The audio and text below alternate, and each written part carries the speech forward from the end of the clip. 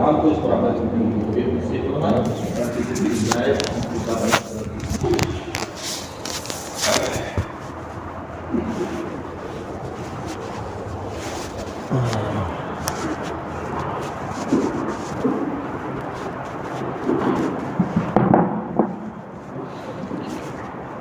کتاب ضرور پڑھ دو، کتاب پڑھتے ہیں.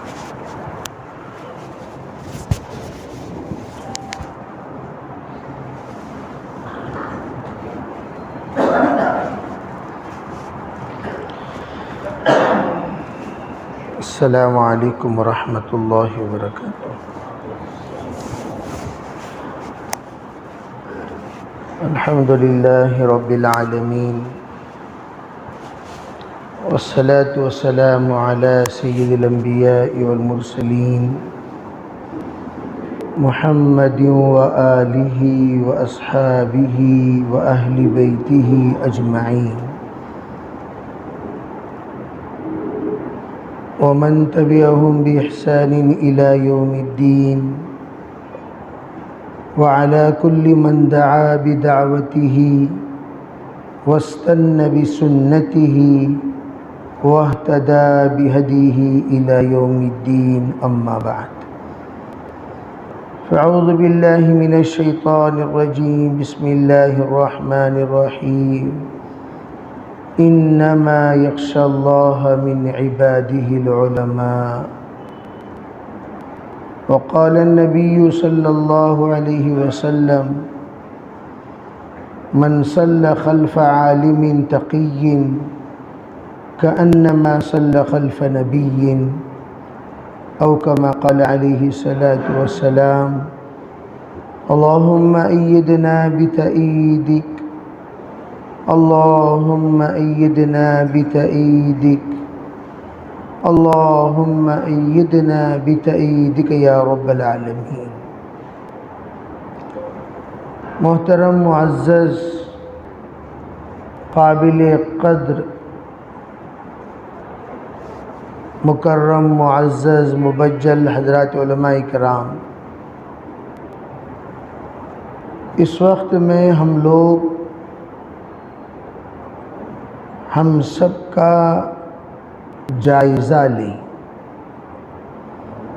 کہ ہم نے اپنی فراغت کے بعد اب تک کیا کیا. اس لیے کہ جب تک ہم جائزہ نہیں لیں گے ہماری آگے کے عزائم بھی نہیں ہوں گے. سب سے پہلے تو ہمیں ہمارے اساتذہ نے کیا ہدایات دیے اور ہم نے کس بات پر انشاءاللہ کہا، الحمدللہ کہا اور نیت باندھی، اور نیت باندھنے کے بعد ہم نے عزائم کیا کیا کیے، کیا کرنا چاہیے کیا نہیں کرنا چاہیے، اور ان عزائم پر ہم کتنے اترے. اس وقت ہمارے اسلاف کہتے ہیں کہ جب تک ہم لوگوں کے عزائم بلند نہیں ہوں گے، اللہ کے طرف سے بلند عزائم کے مطابق توفیقیں نصیب ہوتی ہیں. عزائم مختصر ہو توفیق زیادہ ہو، ایسا کبھی نہیں ہو سکتا. ان المعون بقدر المعونہ، ان المعون بقدر المعونہ. بھئی 15 منٹ بات کروں گا، ذرا جاگ کر سنیں، ذرا جاگ کر. بعد میں انشاءاللہ ہمیں رخصت ہو جائے گی، پھر ہم اپنے انفرادی کام کریں. ٹھیک ہے بھئی؟ تو میں یہ عرض کر رہا تھا کہ ہم لوگ اگر نیت کریں یا اللہ مجھے ہمہ جہتی بنا دے، توجہ چاہتا ہوں، مجھے کیا بنا؟ ایک جہتی نہیں، ہمہ جہتی. تو اللہ تعالیٰ ضرور ہمہ جہتی بنائے گا. اگر کوئی نیت کرے یا اللہ مجھے ایک جہت بنا، جیسے ہم نے نیت کی، ایک نیت کی میں امامت کروں گا، تو زندگی بھر وہ امامت کے علاوہ کوئی، امامت بہت بڑی چیز، میں یہ نہیں کہہ رہا، بہت بڑی، جیسے حضرت مولانا ابو سوسہ رحمۃ اللہ علیہ فرمایا کرتے تھے کہ اگر اس وقت اگر کائنات میں کوئی عین سنت خدمت ہے وہ امامت ہے، جس میں کوئی یعنی کی ضرورت نہیں، اعنی کی ضرورت نہیں، تشریح کی ضرورت نہیں، توضیح کی ضرورت نہیں، وضاحت کی ضرورت نہیں، تعویلات کی ضرورت نہیں، حیلوں کی ضرورت نہیں، نص قطعی سے بعینہ ہی اگر کوئی خدمت ثابت ہے وہ امامت ہے۔ بقیہ کے لیے آپ کو بس اصحاب صفہ سے مدرسے کی اگر آپ جوڑتے ہیں تو ہم پوچھیں گے اصحاب صفہ میں کتابیں کہاں تھیں؟ اصحاب صفہ میں نصاب جو طے کیا گیا وہ تو زبانی نصاب تھا، وہ زبان کتابی نصاب نہیں۔ پھر ہم تعویل کریں گے، پھر ترتیب بنائیں گے، پھر مدرسے کو ثابت کریں گے اور پھر جوڑیں گے اصحاب صفہ کے ساتھ۔ ارے کچھ نہ کچھ یعنی کی ضرورت پڑے گی کہ نہیں پڑے گی؟ مکتب کو ثابت کریں گے یعنی کے ساتھ، مدرسے کو ثابت کریں گے یعنی کے ساتھ، لیکن جب امامت کو ثابت کرنے کا نمبر آئے گا یعنی کی ضرورت نہیں، بعینی ہی ہے وہ، یعنی نہیں بعینی ہی۔ تو بہت بڑی خدمت۔ لیکن ہم یہ سوچیں کیا میری سند، جیسے کہ میں عام طور پر کہا کرتا ہوں خلافت کی سند سے، یہ بات توجہ سے سمجھنے کی ضرورت ہے، خلافت کی سند سے وراثت کی سند 100 گنا بڑی سند ہے۔ اور ہم میں سے کوئی نقشبندی بن گیا تو اس نقشبندی کی اتنی قدر ہوتی ہے، اتنی قدر ہوتی ہے، چشتی بن گیا بڑی قدر ہوتی ہے، سہروردی بن گیا بڑی قدر ہوتی ہے۔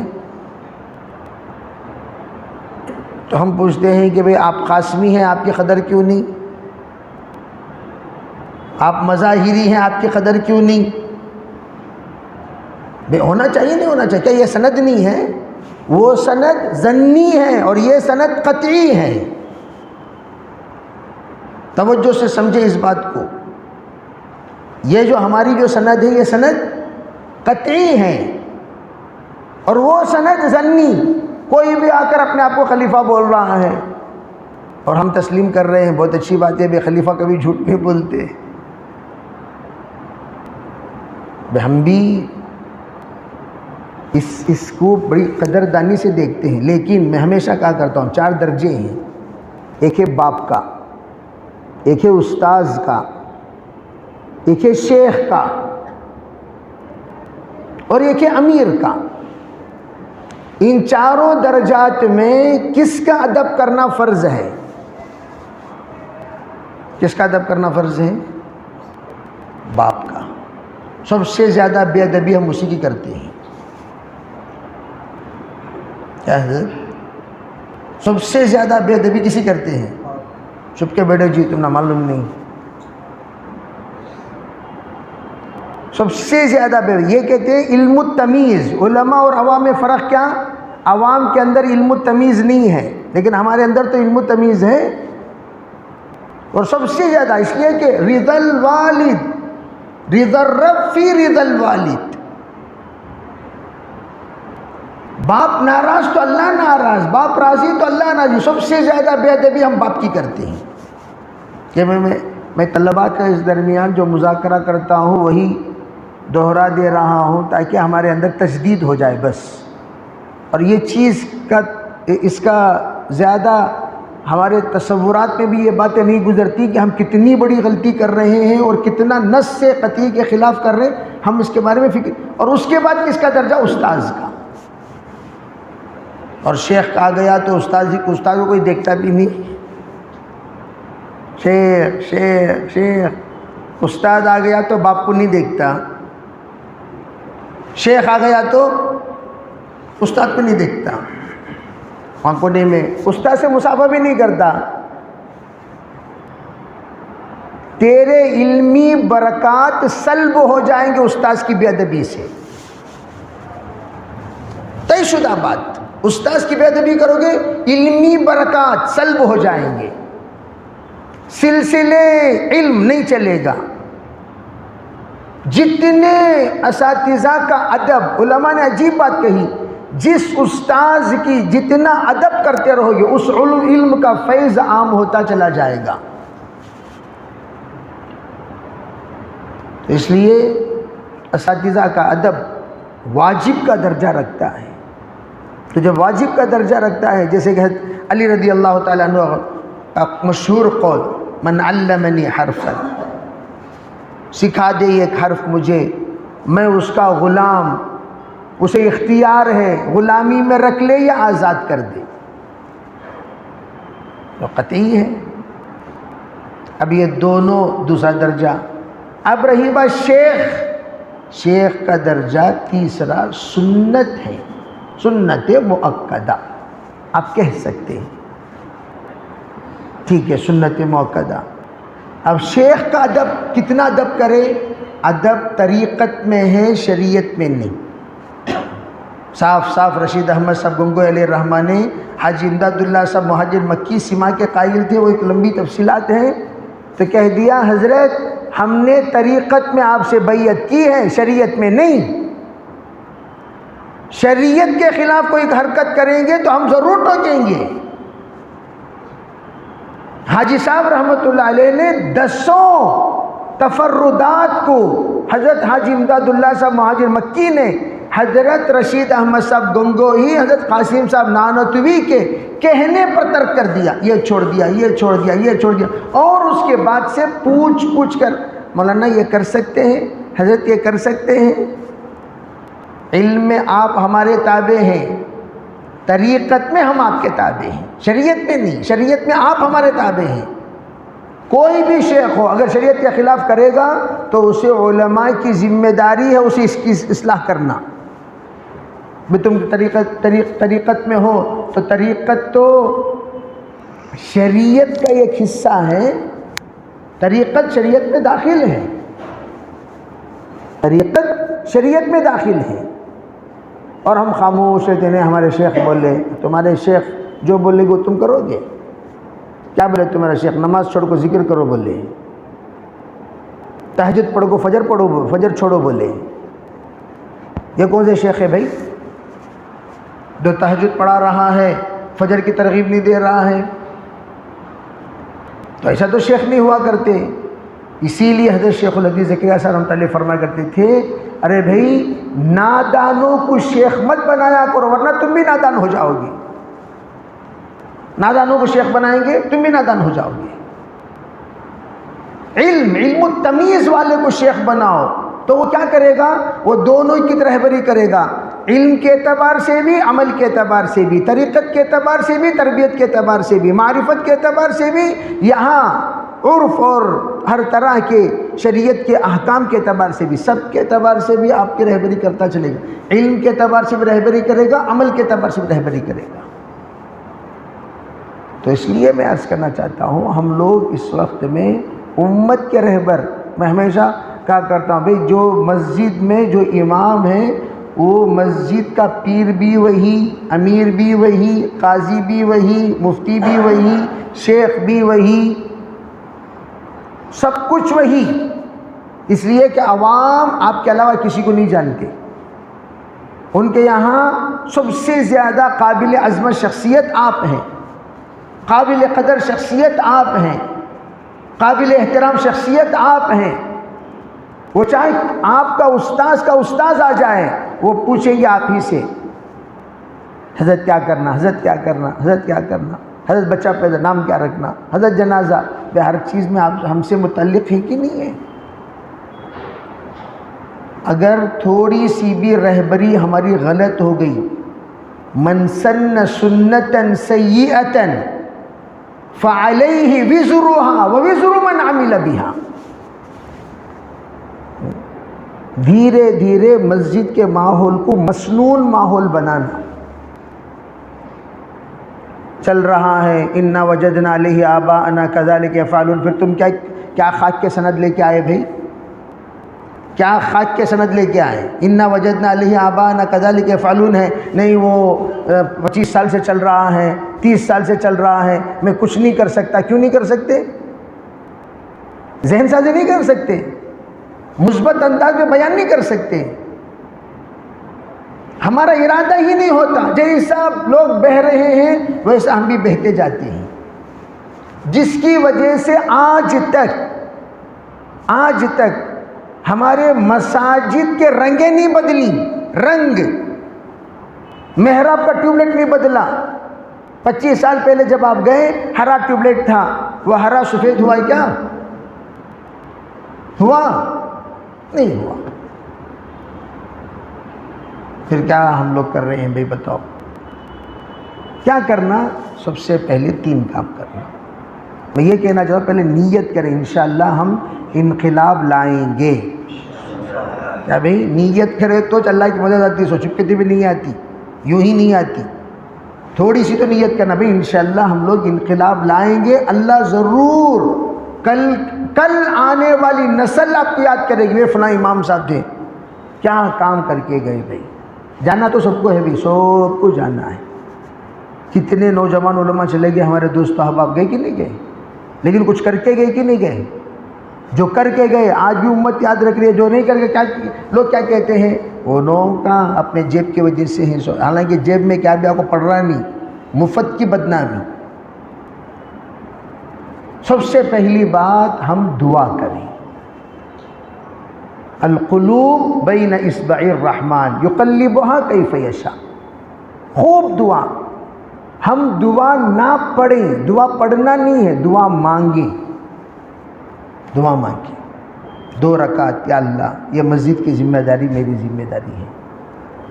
صرف مسجد کی نہیں، مسجد کا ذمہ دار حقیقت میں وہ امیر المؤمنین ہے، مسجد کا امام. یہ الگ چیز ہے. خلافت کا سلسلہ بند ہونے کے بعد امامت کا رخ بدل گیا. حقیقت میں جو خلیفہ ہوتے تھے وہی امام ہوتے تھے. تو گویا محراب میں کھڑے ہونے کا مقام حریت کا نہیں تھا. محراب میں وہ کھڑا ہوگا جو خلیفۃ المسلمین ہوگا. یہی تو اصول تھا. اب لوگوں نے کیا طے کیا؟ چلو بھائی ہمارے پورے محلے کے اعتبار سے امام یہ رہیں گے، پورے محلے کے امام. اب سوال پیدا ہوا امام کسے کہتے ہیں؟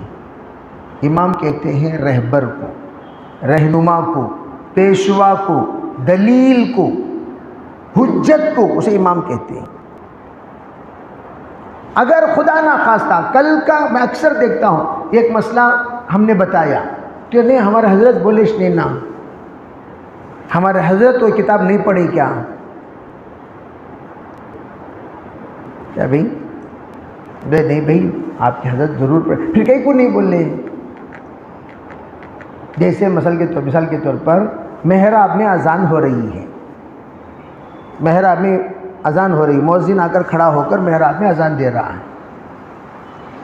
اصول فقہ کے اعتبار سے، کتب فقہ کے اعتبار سے مکروہ ہے مسجد میں اذان دینا. تو ہم کیا کریں؟ اسے فوراً باہر نہ نکالیں. اسے یوں کہے بھائی محراب میں اذان مت دو، ذرا باہر پہلی صف میں آ کر کھڑو.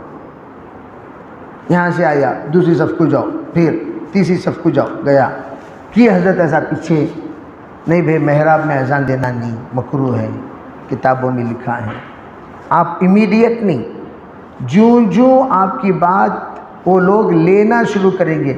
کوئی نہ کوئی اللہ کا بندہ پوچھے پھر کہاں اذان دینا، سوال تو کرے گا. تو ہم کہنا مسجد کے باہر دینا. اس کے لیے آسان ترتیب کیا؟ 4 میٹر وائر بڑھا دو، یہاں سے وہاں کھڑکی کی طرف، کھڑکی کے باہر کھڑے ہو کر اذان دے دی. تو کوئی بھی کل کا دن ہماری مسجد میں اگر کوئی، میں یہ دیکھ رہا ہوں کہ جو جنازے باہر پڑے جاتے تھے آج امام کی خاموشی کی وجہ سے محراب میں آ گئے جنازے، محراب میں. اور لوگ آ کر پوچھ رہے ہیں محراب میں جنازہ رکھ کو نماز پڑھ سکتے ہیں؟ کیوں بھائی؟ نہیں ہمارے امام صاحب اللہ کو رکھے خاموش تھے نا. میں نے پوچھا کیوں خاموش تھے؟ بھی کیا حساب ہے؟ جنازے کی نماز محراب میں لا کر پڑھنا کب شریعت کے اعتبار سے اجازت ہے؟ کہاں اجازت ہے؟ کس وقت؟ اس کے لیے بہت سارے شرائط ہیں. اور آپ بآسانی کہہ دیے محراب میں کیا کرتے ہو بھائی فلاں کا، کس کا جنازہ رہے جنازہ باہر. یہ مسئلے میں کمزوری ہم کیوں ہیں؟ سب سے پہلے ہی ہم لوگوں نے مسائل کا مذاکرہ مساجد سے ختم کر دیے. بھئی فضائل کا مذاکرہ تبلیغ والوں کے لیے ہے، علماء کے لیے نہیں.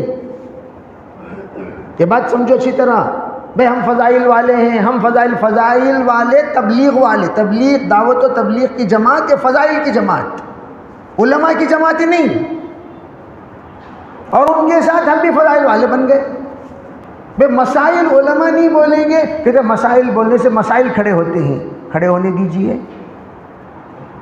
دیجئے، لیکن حکمت کے ساتھ، مشورے کے ساتھ مسئلہ بیان کیجئے. یہ یونٹی ہو علماء کرام کا، علماء کرام کی ایک جماعت ہو، علماء کرام کی ایک اتحاد ہو. بھئی اس ہفتہ ہمارے پورے علاقے میں یہ عنوان پر گفتگو کریں گے.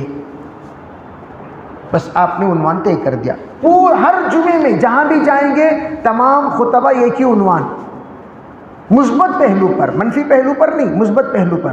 جب مثبت پہلو پر آپ بیان کرو گے تو لوگوں کے دماغوں میں وہ بات آئے گی کہ نہیں آئے گی؟ اب ہمارے یہاں کیا ہو گیا، ہمارے یہاں عنوان مہینے کے اعتبار سے طے کر لیے. خطبات باقیات، پرانے زمانے میں چلتے تھے خطبات باقیات. اب جناب والا کو مطالعہ کرنے کا تو اتنا ذوق نہیں ہے. اب کیا کرنا، 20 منٹ ڈھکلنا، 20 منٹ ڈھکلنا. وہ ڈھکلنے کے لیے کیا کرنا، بس بول رہے ہیں. وہ بیان میں دمش نہیں، بے دم بیان. کیوں بھئی آپ با دم بیان کیوں نہیں کر سکتے؟ ارے بے دم بیان کو با دم نہیں بنا سکتے، بالکل بنا سکتے. کیا کرنا چاہیے، آیات سے استدلال کیجئے، احادیث سے استدلال کیجئے، اقوال صحابہ، اقوال تابعین، اقوال اسلاف اس کے ساتھ جوڑیے، مزین کیجئے، اور اس کو فقہی مسائل کے ساتھ کیا رشتہ ہے اس کو مرتب کیجئے. پھر آپ کا بیان اس وقت مدلل ہو گیا، مدلل. پھر آپ کی طرف فلاں مسجد میں بہترین بات ہوتی، فلاں مسجد میں بہترین بات ہوتی، فلاں مسجد میں بہترین بات ہوتی، کوئی فلاں نہیں بھائی انہوں بولے سو باتان بولے کو رہتی. کہ اکثر یہ آ کر ہمارے طرف سے خیانت. لوگ کیا سمجھتے ہیں، میرے عزیز بھائیو معذرت کے ساتھ کہتا ہوں، اس وقت ہم سے لوگ کٹ رہے ہیں،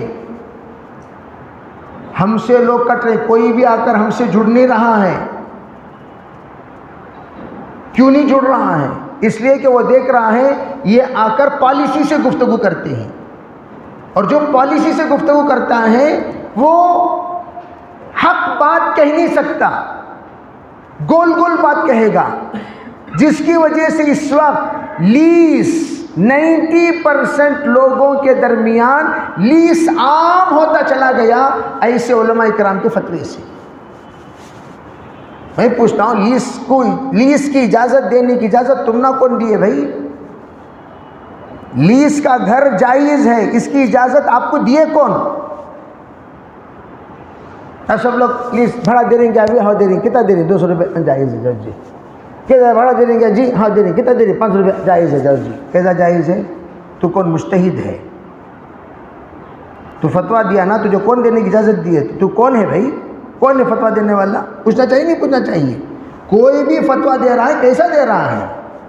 سب سے پہلی بات ایڈوانس کیا چیز ہے؟ میں ایک مثال دے رہا ہوں. 90% لوگ فلاں مولانا بولے نا جائز ہے، فلاں مولانا بولے نا جائز ہے، فلاں مولانا بولے نا جائز ہے، فلاں مولانا بولے نا جائز ہے. اور ایک تو حرام خور کمپنی آ کر کہہ رہی ہے ہمارے یہاں 90% شیئر ہولڈر علماء ہیں. کیا بھئی اتنی بھی حلال حرام کی تمیز نہیں ہے؟ اب حرام کھا کر جمعے میں اگر ہم خطبہ دیں گے کیا اثر پڑے گا؟ کوئی بھی ہو، ائمہ لیس کے گھر میں رہتے ہیں، ائمہ. میرے بھائیو بہت درد کے ساتھ میں سنا رہا ہوں. اگر یہ چیزیں آج جو حالات آ رہے ہیں، یہ حالات کے پیچھے ہمارے اعمال کا بھی دخل ہے. آپ کسی سے بھی پوچھ لیجئے، سب ہلکی باتیں، قرآن خوانی سب چلے گئے.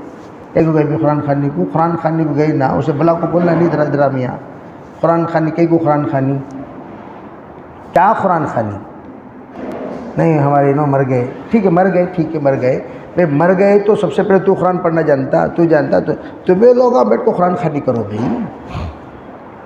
تمہارے والد کا انتقال ہوا, میں کہیں کو آ قرآن خوانی کروں, دعا کروں گا, دعائیں مغفرت کریں گے. اب یہاں کیا ہو گیا, جتنے لوگ وارثین ہیں سب کے سب وہاں مزہ کرتے رہیں گے, علماء بیٹھ کو قرآن پڑھتے بیٹھے رہنا. ہاں ولد صالح یدعو لہ ہے حدیث پاک میں, اولاد صالحہ ہم لوگ ہیں, ان کے اولاد صالحہ. ہاں بھئی ہمارے ساتھ وہ بھی پڑھ رہے ہیں, ہم گئے اکیلے امام صاحب گئے, بے سب پورے خاندان والوں کو جوڑو, بے سب کے ہاتھوں میں قرآن دو, قرآن دے کر قرآن پڑھیے, میں بھی پڑھتا ہوں, ان کے ساتھ ہم بیٹھے ترغیبی طور پر, یہ الگ چیز. یہاں کیا ہو رہا, انہوں سب کے سب آزاد ہیں اور ہم پابند ہیں. ہو رہا کہ نہیں ہو رہا؟ جتنے قرآن خوانی کی محفلیں ہیں ان تمام محفلوں میں ہم جاتے ہیں تو پہلے بیان کرتے ہیں, بیٹھ جاؤ سب بیٹھ جاؤ, پہلے بیٹھو. کون کون تمہارے خاندان میں قرآن پڑھنے جاتا ہے سب کچھ سامنے بلاؤ پہلے. کیا جی پڑھنا جانتی تمہیں؟ حضرت مجھے کیا بھی نہیں آتا, سورہ فاتحہ تو جی, قل اللہ جی بیٹھ کو 1000 بار قل اللہ پڑھو, بٹھاؤ اسے بھی عمل میں لگاؤ, تب جا کر اسے پتہ چلے گا قرآن خوانی میں اگر اس کا ثواب پہنچانا سب سے پہلا حقدار پہنچانے کا میں ہوں. انہیں مسالہ دال لے کر یہ کر, ان لوگوں کو متوجہ کرے گا کون؟ جنازے میں بھی متوجہ نہیں ہوئے پھر کب ہوں گے؟ نکاح خوانی ہوتی ہے, جو رسومات چل رہے ہیں آج بھی چل رہے ہیں, ان رسومات میں ذرا برابر بھی ہم نے تبدیلی نہیں لائی. کیوں نہیں لائی؟ خیر بولنے کو تو پمبا کجا کجا نہم ہماتن تار تار شد, ایک دو سوراخاں رہے تو بند کریں گے, پورے بدن کو بینڈیج لگانا سو ابھی. اس لیے ہم لوگ بیان تو بہرحال وہ تو ہوتا رہے گا. اس وقت فکر کی مجلس, ہم لوگ بیٹھ کر سوچیں بھئی ہمارے اس رائچور اس کو نمونہ بنانا, بننے کے واسطے کیا کرنا؟ مکاتب کی محنت, خطبات کی محنت, امامت. جیسے میں کہہ رہا تھا, ابھی سوچ رہا تھا, ہر مسجد کا امام درس قرآن شروع کرے اپنی ذات سے. اس کی کیا دیں گے وہ سب دیکھو نا, کو اللہ دے گا انشاءاللہ, اللہ دے گا. تفسیر شروع کرو تاکہ تمہاری علمی استعداد بڑھے. نہیں کون بھی ہم نہ بلا رہے نہیں, کون بھی کئی کو بلاتی, تمہیں خوب شروع کرو. حضرت وہ حیدرآباد میں بیچارے کوئی اطہر صاحب تھے, حضرت شیخ کیا نام, عبید الرحمن صاحب. تو عبید الرحمن اطہر صاحب جب فارغ ہو کر آئے, وہ کیا 3 مسجد, 3 پوسٹ مسجد, میں 94 کی بات کر رہا ہوں. اس وقت میں ان کی مسجد میں بیچارے درس قرآن شروع کیے, درس قرآن ماشاءاللہ آج بھی چل رہا ہے. بہت زمانہ ہو گیا, مجھے تو ملاقات بہت پہلے ہوئی تھی. درس قرآن چل رہا ہے, چلتے حضرت مولانا افتخار الحسن صاحب کھاندلوی رحمۃ اللہ علیہ اپنی مسجد میں روزانہ فجر کے بعد 1 گھنٹہ درس قرآن دیتے تھے. 30 سال میں حضرت کا قرآن مکمل ہوا. جب مکمل ہوا تو پورے ہندوستان کا حضرت نے دور کیا, محض اس بات کی ترغیب دینے کے لیے مساجد میں درس قرآن شروع کرو. اب کیا ہو گیا, درس قرآن کو تو جماعت اسلامی کی مسجد کی روز کیا ہمیں, درس قرآن کو تو جماعت اسلامی کی مسجد دے, تمہیں درس دو بھائی, وہ جاہل ابو کو درس دیتا, ہم درس دیں گے. معرف القرآن کیا ہے؟ یہ حضرت شیخ شفیع صاحب, مفتی شفیع صاحب رحمۃ اللہ علیہ جب پاکستان پہنچے تو حضرت نے ریڈیو والوں سے بات کی, روزانہ میں 20 منٹ درس قرآن دوں گا ریڈیو میں. تو ریڈیو میں حضرت 20 منٹ روزانہ درس دیتے تھے تاکہ پورے پاکستان سنے. تو حضرت کا درس قرآن کی ترتیب دی ہوئی کتاب معرف القرآن. اور ہمارے یہاں درس قرآن کہاں ہیں, درس قرآن کہاں ہیں؟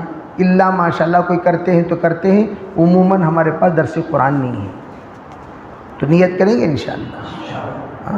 فضائل عمل تو وہ تو چلتا رہے گا، وہ چھوڑو، وہ آ کر تعلیم ہے، وہ درس نہیں ہے.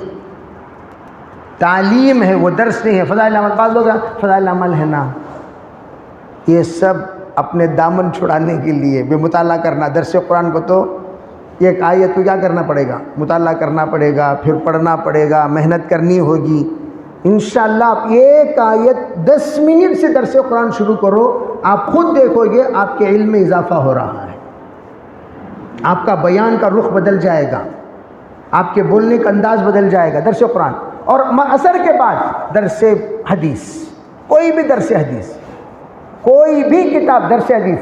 مجھے بڑی خوشی ہوتی ہے، ادیرام پٹنم ایک جگہ ہے، وہاں ہر سال ختم درس بخاری، میں پوچھا ختم درس بخاری کا مدرسے میں ہوا؟ کہ نہیں. ہمارے 30 مسجدیں ہیں، 30 مسجدوں کے اماموں کو 30 پارے بخاری شریف کے دے دیے. آپ پہلا پارہ ختم کریں گے، دوسرا پارہ آپ ختم کریں گے، تیسرا پارہ درس سے بخاری کا درس. تو ماشاءاللہ سب درس دیتے ہیں. ہر مسجد میں فجر کی نماز کے بعد درس بخاری ہے اور ہر سال ختم درس بخاری ہے. علم بڑھے گا نہیں بڑھے گا عوام کا؟ تو 30 کے 30 امام شیخ الحدیث بن گئے. ابھی 30 کے مطالعہ تو کچھ نہ کچھ کرتے ہوں گے تو شیخ الحدیث بن گئے. تو ان کا حدیث کا فیض جاری ہے، حدیث کا فیض عام ہو رہا ہے ماشاءاللہ. تو ہماری ذمہ داری انشاءاللہ نیت کریں گے. وہ جو دیگر اوقات میں 10 منٹ، زیادہ وقت مت دو، 10 منٹ، صبح 10 منٹ درس قرآن، شام کو 10 منٹ درس حدیث. لوگوں کا علمی ذوق رکھنے والا مجمع آپ کی طرف متوجہ ہوگا. اور روزانہ ایک مسئلہ، کسی بھی نماز کے بعد ایک مسئلہ. جیسے درس قرآن ختم کرنے سے پہلے 9 منٹ درس قرآن کرو، 1 منٹ ایک مسئلہ بول دو. بھئی آج نماز کے سلسلے میں ایک ضروری مسئلہ آپ کے سامنے عرض کرنا ہے. کیا مسئلہ؟ یہ مسئلہ آپ نے مسئلہ بول دیا کہ جب آپ نماز میں قیام میں کھڑے ہوں، انفرادی نماز میں قرات کرتے وقت آپ کو ہونٹوں کو حرکت دینی ہے. یوں پوری نماز میں منہ کھلتا ہے اس میں اس کا. یہ تصور قرات ہے. تصور قرات نہیں ہے. تصور قرات یوں کیا بھی کر رہے ہیں؟ نہیں قرآن پڑھ رہا ہوں، نہ اندر ہل رہا نہ باہر ہل رہا، کوئی بھی حرکت نہ اندر ہو رہی ہے نہ باہر. اسے کیا کہتے ہیں؟ پورے اب ماشاءاللہ علماء کی مجلس ہے، اس کو قرات کہتے ہیں. قرات کہتے ہیں اس کو. 99% لوگ ایسی نماز پڑھتے کہ نہیں پڑھتے؟ آپ نماز میں ہونے کے بعد پلٹ کر آپ جائزہ لیجئے، سنت پڑھ رہے ہیں جائزہ لیجئے. سب ایسی نماز آپ کو ملے گی. ان سے کہیے جو پڑھ رہے ہیں آپ کے ہونٹوں کو حرکت دینی چاہیے. بہت اوور حرکت دینے کی ضرورت نہیں، لائٹ حرکت دو بس. ہاں حرکت دو، آہستہ حرکت دیجیے، ہلکی حرکت دیجیے. کم از کم لا تحرک به لسانک لتعجل به. اس سے کیا پتہ وہی نازل ہو رہی ہے، آپ صلی اللہ علیہ وسلم ہونٹ حرکت دے رہے ہیں. اور حکم دعا وحی کے وقت میں خاموش رہیے. ان علینا جمعہ وقرآنہ وان علینا بیانہ. اور ان پر وحی نازل ہو سکا. کیا کہتے لا تحرک به لسانک لتعجل به. آپ کو نہیں، وہ حضرت کو بولے سو وہ الگ ہے، یہ الگ ہے. اور آپ جب نماز پڑھیں گے آپ کے ہونٹوں کو کیا دیں گے؟ حرکت دیں گے، تاکہ پتہ چلے کہ آپ قرات کر رہے ہیں. اور قرات کرنا فرض ہے. اور تو قرات ہی نہیں کریں نماز کہاں سے ہو جائے گی بتائیے؟ تو یہ معمولی باتیں جس پر. اور عام نوجوانوں کا لباس، سجدے میں جاتے وقت اوپر کی بنین اوپر، نیچے کے پیٹ نیچے، خط استوا نظر آتا ہے. اور تمام ائمہ اس پر سکوت. اجماع ہو گیا، سکوت کی وجہ سے اجماع ہو گیا. نماز ہو جائے گی، نماز ہو جائے گی. سکوت پھر کیوں؟ یہ مسئلہ تو بول سکتے ہیں، کریں گے بھی انشاءاللہ. تو میں عرض یہ کرنا چاہتا ہوں آپ حضرات سب سے، مکاتب کی محنت، آپ بہت محنت کر رہے ہیں. تھوڑا سا یہ کام اپنے ذمے لے کر کام کرنا شروع کرو، انشاءاللہ مسجد والے، مسجد کے عوام، کمیٹی چھوڑو، خود بخود اللہ بے ہم خود کریں گے تو لوگوں کے دلوں میں بھی کچھ کرنے کا جذبہ پیدا ہوگا، ہم کچھ دیں گے وہ بھی دینے والے بنیں گے انشاءاللہ، کوئی مسئلہ نہیں۔ ان مع العسر یسرا، محنت ہم کریں گے پہلے بھئی، پھر اس کے بعد لوگ آئیں گے حضرت میری زکوٰۃ کہاں دینا، ہمارے پاس آئیں گے لوگ زکوٰۃ کہاں دینا، مشورہ کریں گے بھئی ہم والد صاحب کا انتقال ہو گیا، عیسیٰ علیہ ثواب الحمدللہ عیسیٰ علیہ ثواب کرنا چاہتا ہوں، کہاں کرنا، یہدیکم اللہ اسلام۔ تو لوگ اگر مشورہ کریں گے نہیں کریں گے تو انشاءاللہ ایک انقلاب ہم محسوس کریں گے، پھر لوگوں کو ایک اعتماد پیدا ہوگا، پھر دیکھیں گے انشاءاللہ اللہ تعالیٰ دھیرے دھیرے جہالت کو دور کریں گے، علم کو عام کریں گے بھی انشاءاللہ۔ اللہ عمل کی توفیق عطا فرمائے۔ لک الحمد و لک الشکر، اللہم صلی علی سیدنا محمد وعلی آل سیدنا محمد وبارک وسلم۔ اللہم ارنا الحق حقا وارزقنا اتباعہ وارنا الباطل باطلا وارزقنا اجتنابہ۔ اللہم آت انفسنا تقواها وزکها انت خیر من زکاها انت ولیها ومولاها واہدنا الی سواء السبیل واہدنا الی سواء الصراط۔ اے اللہ ہم سب کے گناہوں کو معاف فرما، یا اللہ ہمارے خطایا سے درگزر فرما، بقیہ زندگی تیرے رحمات پر مرضیات پر گزارنے کی توفیق عطا فرما۔ اے اللہ، یا اللہ ہم بڑے کمزور ہیں، اے میرے اللہ ہمارے اندر صلاحیت بھی کمزور ہے، استعداد بھی کمزور ہے، یا اللہ ہمارے اندر صالحیت بھی کمزور ہے۔ اے اللہ اپنے فضل سے اپنے کرم سے ہمیں صلاحیت والا صالحیت والا بنا دے، صلاحیت والا صالحیت والا بنا دے، صلاحیت والا صالحیت والا بنا دے۔ یا اللہ ہمارے ضروریات کو غیب سے پورا فرما، ہمیں کسی محتاج کا محتاج نہ بنا، کسی محتاج کا محتاج نہ بنا، کسی محتاج کا محتاج نہ بنا۔ ہماری ضروریات کا تو تکفل فرما، ہماری ضروریات کا تو تکفل فرما، ہماری ضروریات کا تو تکفل فرما۔ یا اللہ ہمیں خود کفیل بنا دے، ہمیں خود کفیل بنا دے۔ یا اللہ ہم نے نیت کی ہے تیرے دین کی خدمت کی، یا اللہ تیری معونت تیری معیت جب تک ساتھ نہیں ہوگی یا اللہ اس وقت تک ہم کچھ نہیں کر سکتے۔ یا اللہ تیری معیت ہمارے ساتھ کر دے، یا اللہ قدم قدم پر تیری نصرت شامل حال فرما دے، یا اللہ ہمیں قبول فرما لے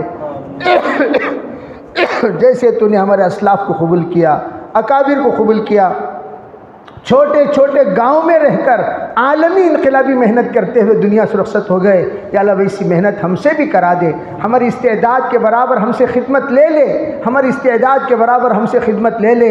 ہمارے ذہن کو کشادہ فرما، دل کو کشادہ فرما، نظروں کو کشادہ فرما، علم کو وسیع فرما، علم کے اندر گہرائی گہرائی پیدا فرما۔ یا اللہ ہمیں ہمت نصیب فرما، حوصلہ نصیب فرما، یا اللہ ہمیں استغنائیت نصیب فرما، یا اللہ ہمیں للہیت نصیب فرما۔ سب کچھ تیرے لیے لٹاتے ہوئے تجھے راضی کرتے دنیا سے آ جائے، ایسے فیصلے فرما۔ ہمارے بیوی بچوں کا تو والی اور مددگار بن جا، ہمارے بیوی بچوں کا تو والی اور مددگار بن جا، ہمارے والدین کا تو کفیل بن جا۔ یا اللہ هو یتولی الصالحین، تو نے خود کہا تم نیک بن جاؤ، میں ذمہ داری لیتا ہوں۔ یا اللہ ہم نیک بننے کے لیے بزرگوں سے ہم نے بیعت بھی کی ہے، علماء سے ہم نے علم بھی حاصل کیا، اساتذہ سے۔ یا اللہ ہم دیگر تمام دینی کام میں کر رہے ہیں، یا اللہ ہمیں نیک بنا دے، صالح بنا دے۔ یا اللہ تو ہمارے تمام ضروریات کا یا اللہ متولی بن جا، تو تمام ضروریات کا متولی بن جا، تو تمام ضروریات کا متولی بن جا۔ یا اللہ دنیا اور آخرت کے تمام یا اللہ حالات کو حل فرما۔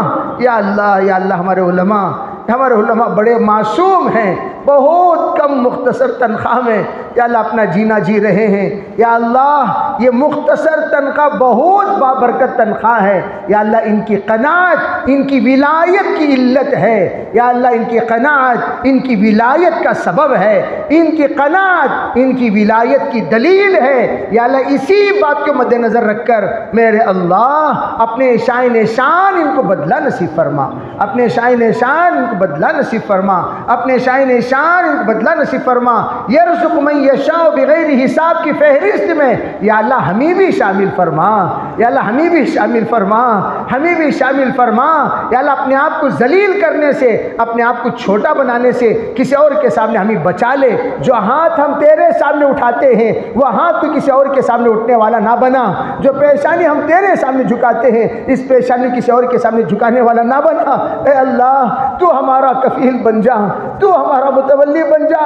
ہم مولوی ہیں، ہم تیرے ہیں، تو ہم سب کو تیرا بنا لے۔ ہم تیرے ہیں، ہم سب کو تو تیرا بنا لے۔ یا اللہ ہم تیرے ہیں، ہم سب کو تو تیرا بنا لے۔ یا اللہ ہمارا دکھ اور درد تجھ سے زیادہ کوئی نہیں جانتا میرے اللہ۔ یا اللہ ہمارے دکھ اور درد کا مرہم کرا دے، مرہم کرا دے، مرہم کرا دے۔ جو کچھ باتیں یا اللہ ہمارے ساتھیوں کے سامنے یا اللہ انہی میں سے ایک ہو کر جو کچھ باتیں تھیں اللہ مذاکرے کے طور پر ہم نے کر دیا، اس سے اگر کسی کو تکلیف ہوئی ہو یا اللہ ہم معذرت چاہتے ہیں یا اللہ معاف کرنے کی، معاف کرنے کی یا اللہ ان کی بھی توفیق عطا فرما۔ اگر وہ باتیں دل کو لگی ہیں اپنے حال کو سدھارنے کی بھی توفیق عطا فرما۔ اپنے فضل سے اپنے کرم سے ہمارے مذاکرے کو قبول فرما یا اللہ۔ ہر طرح کے خیر کا کام جو بھی علماء کی ذمہ داری ہے سب میں آگے بڑھنے کی توفیق عطا فرما۔ تمام شعبوں کی آبیاری فرما، تمام شعبوں کی آبیاری فرما، تمام شعبوں کی آبیاری فرما۔ اس کے لیے ہم سب کو بطور سبب استعمال فرما۔ ربنا تقبل منا ما كان صالحا وسيئا ما كان فاسدا برحمتك يا ارحم الراحمين والحمد لله رب العالمين۔